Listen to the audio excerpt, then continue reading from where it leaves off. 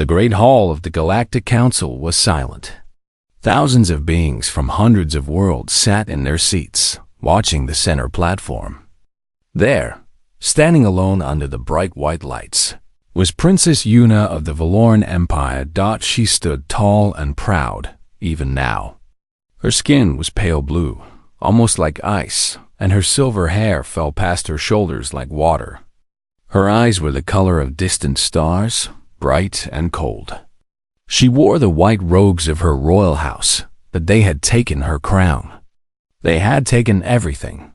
The council speaker, an old being with gray skin and 4 arms, read from a glowing screen. Princess Yuna, you have been found guilty. You spoke in favor of the invasion. You called for war against the humans. Because of your words, millions died on both sides. Yuna said nothing. She kept her face empty of emotion, just as her mother had taught her. A Valoran princess never shows weakness. Never. The Valoran Empire has lost this war, the speaker continued. Your fleet is destroyed. Your armies are broken. And now, you must pay the price. Around the hall, beings whispered to each other. Everyone knew what was coming. The punishment had been decided days ago, but hearing it spoken out loud was different. It made it real. You will be bound in marriage to a human, the speaker said. You will live among them. You will learn their ways. This is the judgment of the council. For a single moment, Yuna's mask broke. Her eyes went wide. Her hands shook at her sides. Marriage to a human? Those primitive creatures? Those short-lived, emotional, chaotic beings that her people looked down upon? This was not punishment. This was torture. This was the death of everything she was. But then she fixed her face again. She would not cry. She would not beg. She was still a princess of Valoran, even if they took everything else from her. On the other side of the hall, Captain Dowan Park watched the princess with quiet eyes. He was 34 years old, with black hair cut short and a calm face that rarely showed what he was thinking. He wore the dark blue uniform of the United Terran Alliance, medals on his chest from battles he wished he could forget. He had not asked for this marriage. The Alliance had chosen him because he was known for patience and diplomacy. They said he was the best choice to handle the Valoran princess. They said it was an honor. It did not feel like an honor. It felt like a prison sentence for both of them. The ceremony happened 3 days later on a neutral space station, far from both Earth and Valoran. It was cold and formal. There were no flowers, no music, no joy. Just officials reading words from screens and 2 people who did not want to be there. Yun, he did not look at Dowan during the ceremony. She stared straight ahead, her jaw tight. When they told her to place her hand on the binding stone, she did it quickly, like touching something dirty. When they announced that they were now joined, she closed her eyes and took a deep breath. Dowan watched her. He saw the pain she was trying to hide. He understood it, in a way. Neither of them had chosen this. But here they were. After the ceremony, they walked together to the transport ship that would take them to Dowan's vessel, the Horizon's Edge. They did not speak. The silence between them was heavy, like a wall made of stone. On the ship, Yuna was shown to her quarters. They were nice rooms, with a large bed, a window showing the stars, and everything she might need. But to her, it was a prison cell. A beautiful prison cell, but still a prison. She stood at the window and watched the stars move past as the ship began its journey toward Earth. Somewhere out there was her homeworld. Somewhere out there was her mother, the Empress, who had disowned her the moment the verdict was announced. Somewhere out there was everything she had lost. Dowan came to her door that first evening. He knocked softly and waited. When she did not answer, he spoke through the door. "I know you do not want to be here," he said. His voice was calm and kind. "I know this is hard. I just want you to know that I will not force anything on you. This marriage is politics, not personal. You can have your space. You can have your privacy. I only ask that we try to be civil to each other." Inside the room, Yuna listened. She was surprised by his words. She had expected demands, orders, maybe even threats. That was how Valoran nobles treated their political spouses. But this human was different. She did not respond. She was not ready to speak to him yet. Days passed on the horizon's edge. Yuna stayed in her rooms most of the time. Food was brought to her door 3 times a day. It was strange human food, but it was edible. She ate alone, looking out at the stars. Sometimes she heard the crew walking past her door, talking and laughing. They sounded happy. They sounded like they belonged to something. She had never felt more alone. Do Juan did not push her. He sent her messages sometimes, simple things. He told her about the ship, about the crew, about where they were going. He invited her to join them for meals. She never responded. She deleted the messages without reading them fully. One night, Yuna could not sleep. She walked to her window and stared out at the endless darkness of space. She thought about her old life, about the power she once held, about the respect she once commanded. Now she was nothing, just a prisoner with a ring on her finger. A tear rolled down her blue cheek. She wiped it away quickly, angry at herself. She was still a princess. She would survive this. She would find a way to escape, to annul this ridiculous marriage, to return home and rebuild her life. But deep inside, in a place she did not want to look, she wondered if home even wanted her anymore.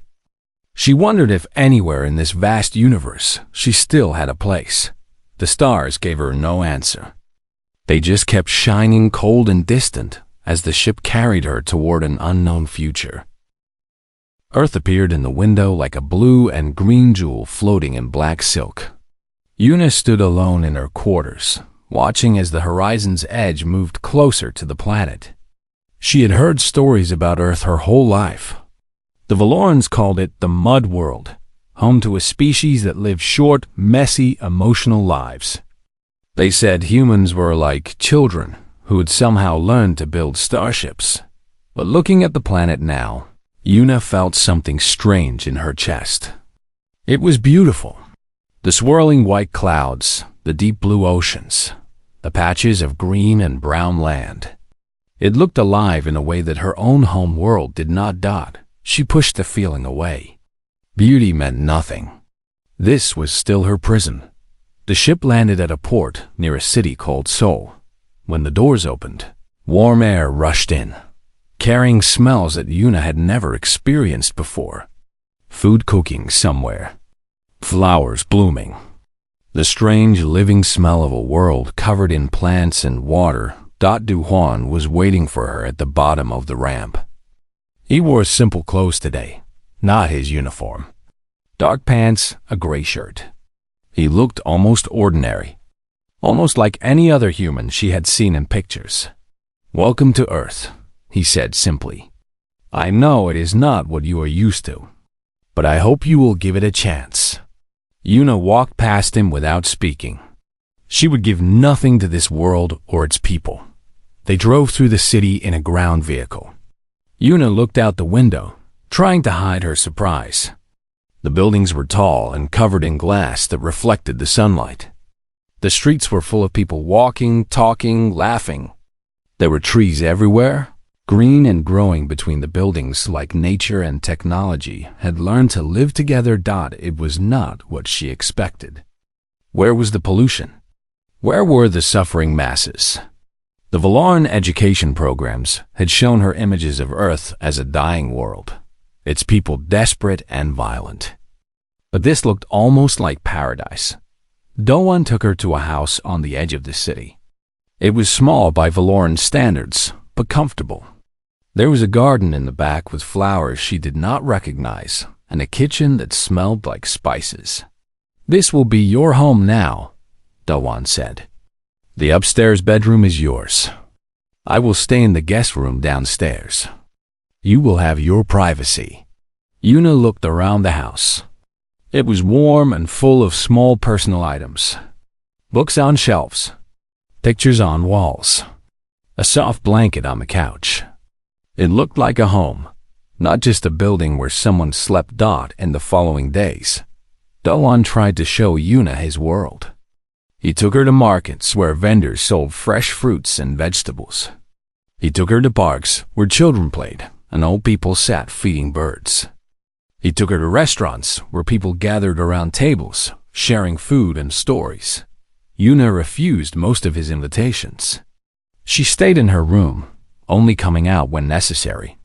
But even from her window, she could see the humans living their lives below. She watched a mother carrying her child on her back. She watched young couples walking hand in hand. She watched old friends meeting on the street and embracing like they had not seen each other in years. There was so much touching, so much open emotion. Valorans did not behave this way. They were controlled, formal, distant. Emotions were considered weakness. Affection was private, hidden, almost shameful. But these humans wore their hearts on their skin. They laughed loudly.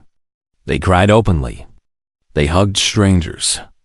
It was strange and uncomfortable to watch. And yet, some small part of Yuna wondered what it felt like to live so freely. One evening, Doan left food outside her door, as he always did. But this time, there was also a small box. Yuna opened it and found strange brown squares inside. Chocolate, a note said. A human treat. I thought you might like to try it. She almost threw it away. But curiosity won. She put one piece in her mouth. The taste was unlike anything she had ever experienced. Sweet and rich and somehow comforting. She ate another piece. And another. Before she knew it, the box was empty. She felt foolish, sitting alone in her room, having eaten a whole box of human candy. But for a moment, just a small moment, she had felt something other than anger and sadness. The next day, Doan knocked on her door. There's a festival in the city today, he said through the door. Music and food and dancing. I am going. You are welcome to join me, if you want. Yuna almost said no, but she thought about the chocolate. She thought about the city she had seen from the window. And before she could stop herself, she opened the door. Doan looked surprised, but he did not make a big deal of it. He just smiled softly and said, "Good, let us go." The festival was overwhelming. There were so many people, so many sounds, so many colors. Music came from every direction. Different styles mixing together in a way that should have been chaos, but somehow worked. People were dancing in the streets, eating food from paper containers, calling out to friends. Yuna stayed close to Doan, feeling lost in the crowd. But he walked slowly, letting her look at everything. He bought her strange foods to try, pointing out what each one was. He explained the different types of music, the meaning of the dances. Why do they dance in the street? Yuna asked. It was the first real question she had asked him in weeks. Doan thought about it. Because they are happy, he said. And when humans are happy, we like to show it. We like to share it. Yuna watched an old woman dancing with a young child, both of them laughing. On Valoran, we only dance at formal ceremonies, and only certain dances. Breaking the rules means shame. That sounds lonely, Doan said quietly. Yuna did not respond. But she kept watching the dancers, and something in her chest felt tight. She did not know if it was sadness or longing or something else entirely. As the sun set and the festival lights came on, Yuna found herself standing next to Doan, eating something called rice cake and watching fireworks explode in the sky above them. She was still a prisoner. She still wanted to go home. But tonight, just for a moment, she felt something like peace. She looked at Doan, who was watching the fireworks with a gentle smile on his face. He had not forced her to come. He had not demanded anything from her. He had just invited her and let her choose. No Valoran had ever done that for her. Every moment of her life had been controlled, planned, required. But this human gave her choices. She did not know what to do with that. But she kept it in her heart, like a small seed, waiting to see what it might grow into. The sickness came without warning. One morning, Yuna woke up and could not lift her head from the pillow.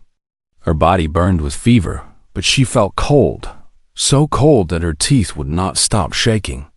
Her blue skin had turned pale gray, and every breath felt like swallowing broken glass. She tried to stand and fell to the floor. She tried to call out, but her voice was barely a whisper. She lay there on the cold floor, too weak to move, watching the sunlight crawl across the room as hours passed. Dohwan found her that evening when she did not answer his knock. He broke down the door without hesitation. When he saw her lying on the floor, barely conscious, his face went white with fear. Yuna. He dropped to his knees beside her. His hand touched her forehead and pulled back quickly. You are burning up. Why did you not call for help? She could not answer. The world was spinning around her, and nothing made sense anymore. Dohwan carried her to the bed and covered her with blankets. He called doctors, but the news was bad. Human medicine was not made for Valoran bodies. The wrong treatment could kill her faster than the sickness. We need Valoran doctors, the human doctor said. We need their medicine. Dohwan contacted the Valoran embassy immediately. He explained the situation, begged for help, offered to pay any price. The response came back cold and official. Princess Yuna has been disowned by the Valoran Empire. She's no longer our concern. We cannot help you. Dohwan stared at the message for a long time. Then he deleted it and started researching. For the next 3 weeks, Dohwan barely slept. He contacted every xenobiologist in the Alliance. He read every research paper about Valoran biology that had ever been written. He found a retired Valoran healer living on a distant planet and paid a fortune to get her advice through encrypted messages. He learned to cook Valoran-safe foods, strange dishes made from ingredients that had to be shipped from the other side of the galaxy. He learned which human foods might help and which could hurt. He prepared every meal with careful attention, even though most of it came back untouched. He sat by her bed for hours, talking to her even when she was unconscious. He told her about his life, his childhood on Earth, his years in the military. He told her stories and jokes, hoping some part of her could hear. He held her hand when she cried out in fevered dreams, and he wiped the sweat from her face when the fever burned too hot. Some nights, when the fever was at its worst, Yuna would speak in her delirium. She spoke in Valoran, words that Dohwan did not understand. But he heard the pain in her voice. He heard her calling for her mother, who had abandoned her, calling for friends who had forgotten her, calling for a home that no longer wanted her. Those nights, Dohwan would hold her hand tighter and whisper, "You are not alone. I am here. I am not leaving." Slowly, day by day, the fever began to break. The medicines from the Valoran healer were working. Yuna's color started to return. Her breathing became easier, and she began to wake for longer periods. The first time she truly woke up, she found Dohwan asleep in a chair beside her bed. He looked terrible. His clothes were wrinkled, his hair was messy, and there were dark circles under his eyes like he had not slept in weeks. She lay there watching him, confused. How long had she been sick? Why was he here? Then she noticed other things. A table covered with medicine bottles and research notes. Empty food containers from her homeworld, brands she had not seen since leaving Valoran. A screen still displaying Valoran medical texts that he must have been reading. He had been taking care of her. This human, who owed her nothing, who she had treated with cold silence and barely hidden contempt, had spent weeks fighting to save her life. Yuna felt something crack inside her chest. It was the wall she had built around her heart, the wall that had protected her since childhood. It was beginning to fall. Do-hwan woke up as if he sensed her watching him. His eyes met hers, and his whole face changed. Relief flooded his features, so pure and genuine that it made Yuna's eyes sting. "You are awake," he said, his voice rough from lack of sleep. "How do you feel?" "Weak," she admitted. It was the most honest thing she had ever said to him. He stood up quickly and brought her water, helping her drink it slowly. "The doctor says you will recover fully. It will take time, but you will be okay." Yuna looked at him as she drank. "You stayed." It was not a question, but Do-hwan answered anyway. "Of course I stayed. Why?" He set down the water and sat on the edge of the bed, careful not to disturb her. "Because you were sick. Because you needed help. Because I could not just leave you alone. I have been terrible to you," Yuna said. The words came out before she could stop them. "I have ignored you. I have insulted your people. I have treated you like you were beneath me." Do-hwan was quiet for a moment. Then he smiled, a sad and gentle smile. "I know you did not want this marriage. I know you are far from home and everyone you love.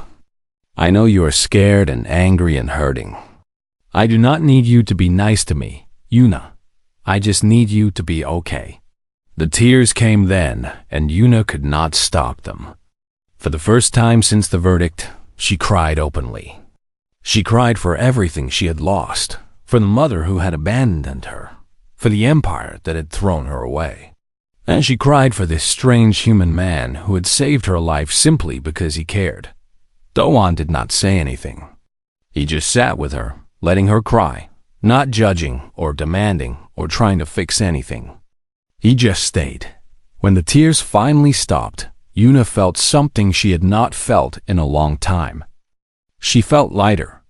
The anger and bitterness that had filled her for months had faded, just a little. In its place was something new, something fragile and uncertain. She looked at Do-hwan with new eyes. He was not what she had expected. He was not what her people had told her humans were. He was kind and patient and genuine in a way that she had never experienced before. "Thank you," she whispered. They were the first kind words she had ever spoken to him. Do-hwan smiled. "You are welcome. Now rest. You need to recover your strength." As she closed her eyes, Yuna made a decision. She would stop fighting this new life. She would stop treating Do-hwan as an enemy. She did not know what she wanted from the future, but she knew she wanted to understand this human who had shown her more care than anyone from her own world ever had. For the first time since her exile began, she fell asleep without anger in her heart. Recovery was slow, but Yuna did not mind. For the first time since coming to Earth, she was not in a hurry to be anywhere else. She started joining Do-hwan for meals. At first, she just sat quietly, eating the Valoran-safe foods he prepared for her. But slowly, she began to talk. Small things at first. Comments about the weather. Questions about the food. But each day, the conversations grew longer. She learned about Do-hwan's life. He had grown up in a small town near the ocean, the son of a fisherman and a schoolteacher. He had joined the military young, looking for adventure, and had found war instead. He had lost friends, earned medals, and eventually became a captain, known for ending conflicts through words rather than weapons. "I never wanted to be a soldier," he admitted one evening as they sat together watching the sunset from the garden. "But sometimes life takes you places you did not plan to go." Yuna understood that better than anyone. She also learned about human customs and culture. Do-hwan was patient in explaining things she did not understand. Why did humans celebrate birthdays? Because every year of life was precious. Why did they gather for holidays? Because family and friends were the heart of everything. Why did they fall in love? That question made Do-hwan pause. I do not know if I can explain love, he said finally. It is not logical. It is not controlled. It just happens. You meet someone, and slowly they become part of your heart. You want to be near them. You want to see them happy. You want to share your life with them. Yuna thought about his words for a long time. After that, as weeks passed, she began to explore Earth more freely. Do-hwan took her to see the ocean, and she stood on the sand watching waves crash against the shore, feeling the salt wind on her face. Valoran had no oceans, only chemical lakes that no one could touch. But here, humans swam in the water, played in the waves, built castles from sand. They treated nature as a friend, not an enemy. He took her to the mountains, where trees grew so tall they touched the clouds. She breathed air so clean it made her dizzy. She watched birds fly overhead and animals run through the forest, and she felt like she had stepped into a dream. Your planet is beautiful, she told Do-hwan. Why did my people never tell me this? Maybe they did not want you to know, he said. It is easier to hate something if you think it is ugly. She also discovered human art and music. One evening, Do-hwan played music for her on a device in the living room. Different types of music from different cultures.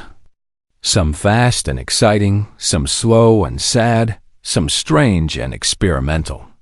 Yuna listened to each one, feeling emotions she could not name rise and fall inside her. One song made her cry. She did not know why. It was just a woman singing about loss and hope, and something about the melody broke her open.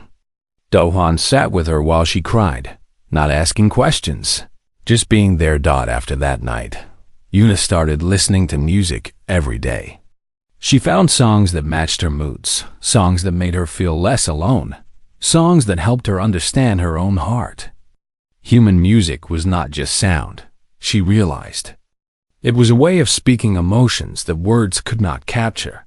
Spring arrived, and the cherry blossoms bloomed. Do-hwan took Yuna to a park where thousands of trees were covered in pink flowers. People sat beneath the trees, eating and talking and enjoying the beauty. The petals fell like pink snow, covering everything in soft color. Yuna stood beneath a tree, looking up at the blossoms, and felt something shift inside her. She was not sure when it had happened, but somewhere along the way, Earth had stopped feeling like a prison.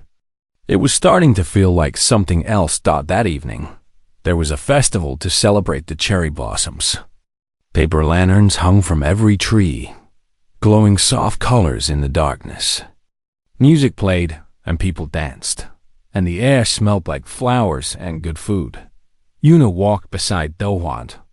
She was no longer uncomfortable with the chaos of human celebrations. She had learned to find joy in the noise and laughter, in the way humans threw themselves into happiness without holding back. They stopped near a group of musicians, playing traditional instruments. The music was slow and beautiful, and some couples were dancing together, moving gently in each other's arms. Without thinking, Yuna reached out and took Do-hwan's hand. He looked down at their joined hands, then up at her face. His expression was surprised but soft. He did not pull away. "Will you dance with me?" she asked. The words came out before she could stop them. Do-hwan smiled, a real smile that lit up his whole face. "I would be honored." They danced together beneath the cherry blossoms and the paper lanterns. It was clumsy at first. Yuna did not know the steps, and Do-hwan was not the best dancer. But they laughed at their mistakes and kept trying, and slowly they found their rhythm. As they danced, Yuna realized something important. She was happy, not just calm or content, but truly happy. And the source of that happiness was standing right in front of her, holding her hands, looking at her like she was something precious. She understood now what Do-hwan had tried to explain about human love. It was not logical. It was not planned. It had just happened, slowly and quietly, growing like a seed planted in darkness, finally reaching for the sun. She loved him. She loved his patience and his kindness. She loved the way he explained things without making her feel stupid. She loved how he gave her space when she needed it and stayed close when she was afraid. She loved his gentle smile and his quiet strength and the way he said her name. After the dance ended, they walked home together through streets covered in fallen petals. Their hands were still joined, and neither of them let go. At the door of the house, Yuna stopped. She looked at Do-won in the moonlight, this human man who had somehow become her whole world. "Thank you," she said, "for everything, for being patient with me, for saving my life, for showing me that there is more to existence than duty and power." Do-won lifted his free hand and gently touched her cheek. His skin was warm against hers. "You do not need to thank me. Getting to know you has been the greatest gift of my life." Yuna leaned into his touch. Then, slowly, carefully, she kissed him. It was a soft kiss, gentle and uncertain, but it held everything she could not say in words. All the gratitude and wonder and love that had been building inside her for months. When they pulled apart, Do-won was smiling, and there were tears in his eyes. Happy tears, she realized. Humans cried when they were happy too. "I love you," Yuna whispered. The words felt strange in her mouth, foreign and new. But they also felt true. "I love you too," Do-won said. "I have loved you for a long time." They walked inside together, hand in hand, and Yuna knew that everything had changed. She was no longer a prisoner. She was no longer an exile. She had found something she never knew she was looking for. She had found home. A year had passed since Yuna first arrived on Earth. She barely recognized herself anymore when she looked in the mirror. The cold, proud princess who had stood in the council hall was gone. In her place was a woman who wore simple human clothes, who laughed easily, who had learned to cook human food and play human games and love a human man. She and Do-won had built a life together. A real life, not just a political arrangement. They cooked meals together in the small kitchen, argued about what music to play, fell asleep together on the couch watching old movies. He had taught her to swim in the ocean, and she had taught him Valaran meditation. They were partners in everything. The message from the Valaran Empire came on a cold winter morning. Yuna was making breakfast when her communication device lit up with an encrypted signal she had not seen in over a year. The royal seal of her mother, the Empress. Her hand shook as she opened the message. "Daughter," it began. Yuna's heart nearly stopped. Her mother had never called her daughter since the verdict. The message continued. "The Empire has fallen on difficult times. The war with the humans weakened us greatly, and our enemies smell blood. We need all our strength to survive. I am prepared to welcome you home. The marriage will be annulled. Your titles will be restored. All will be forgiven, but there is a condition. You have spent a year among the humans. You know their world, their defenses, their weaknesses. In exchange for your return, you will share this information with us.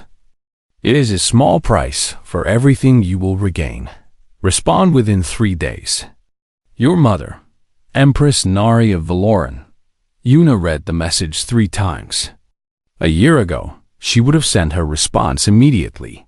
She would have given them anything they wanted just to go home.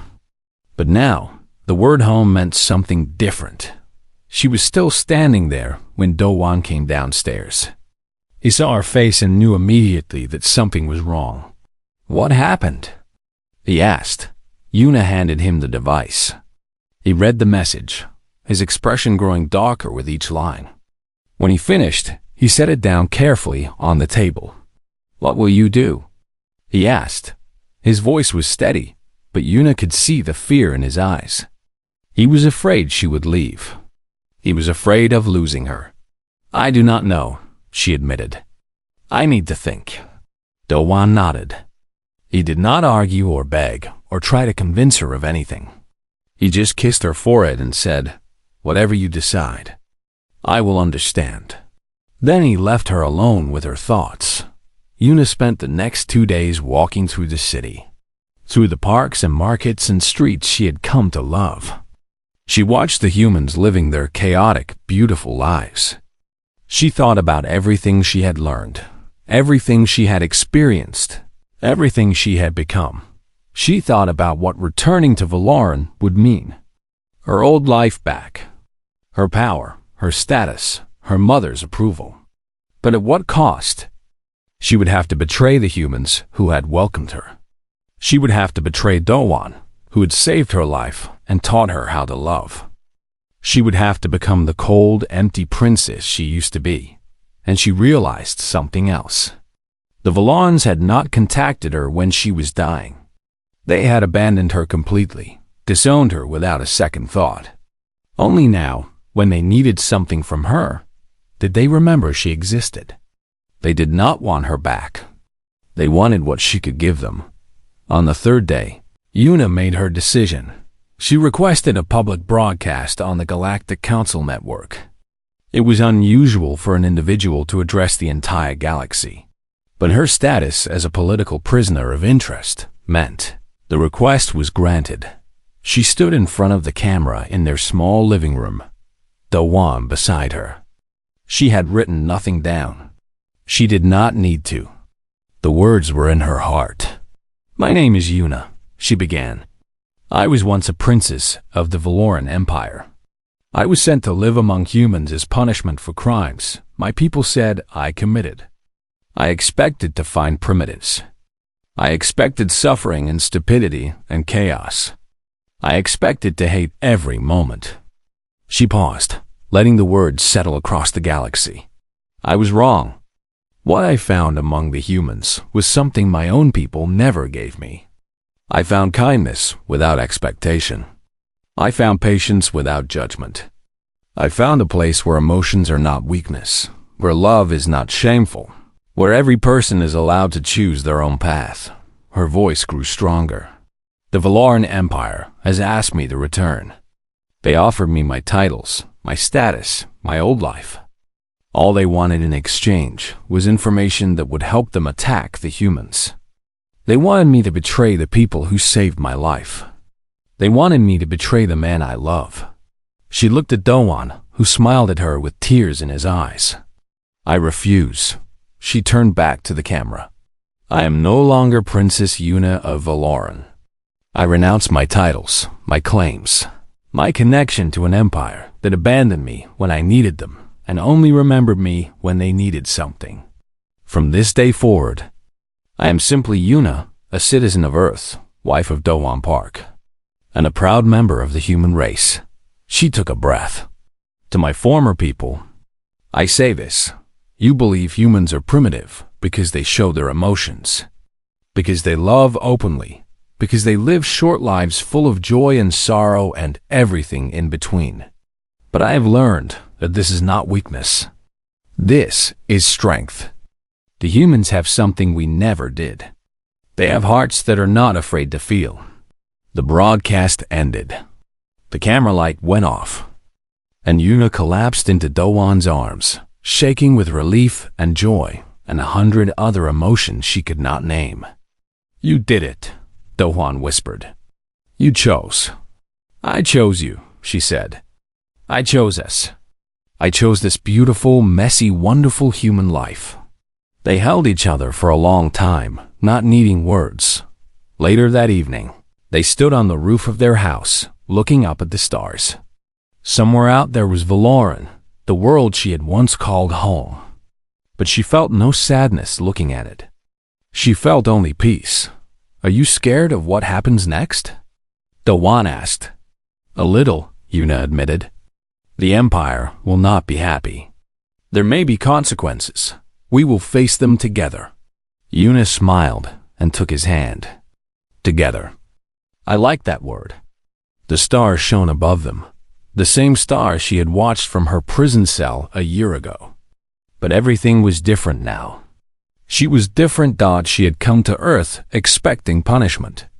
What she had found instead was joy, love, and a life more beautiful than anything she had ever imagined. She had discovered the pleasure of genuine connection, the happiness of being truly known and loved for who she was. She had found home, and she would never let it go. The end.